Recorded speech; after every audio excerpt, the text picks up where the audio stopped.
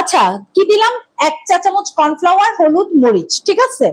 এবার একটু একটু পানি দিয়ে দিচ্ছি, হ্যাঁ, অল্প।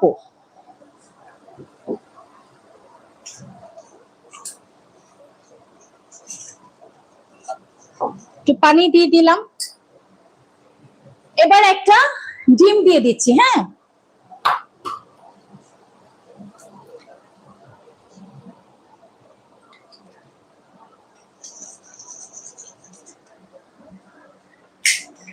আমি কিন্তু ডিমের খোসা রেখে দেই, ডিমের খোসা কাছের জন্য খুবই উপকারী। তো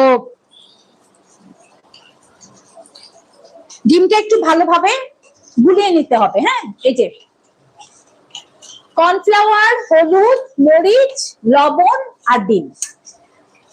হলুদ মরিচটা আপনার আন্দাজ মতো দেবেন, তবু আমি এখানে বলে দিলাম 1/2 চা চামচ হলুদ, 1/2 চা চামচ মরিচ, লবণের গুঁড়া, এই। আর আমি শাকটা নিয়েছি 1.5 কাপের মতো, 1.5 কাপের মতো শাকটা একটু কুচি করে নিয়েছি, হ্যাঁ। আর কর্নফ্লাওয়ার দিয়েছি, একটা ডিম নিয়েছি, ঠিক আছে। এবার এই শাকটা আমি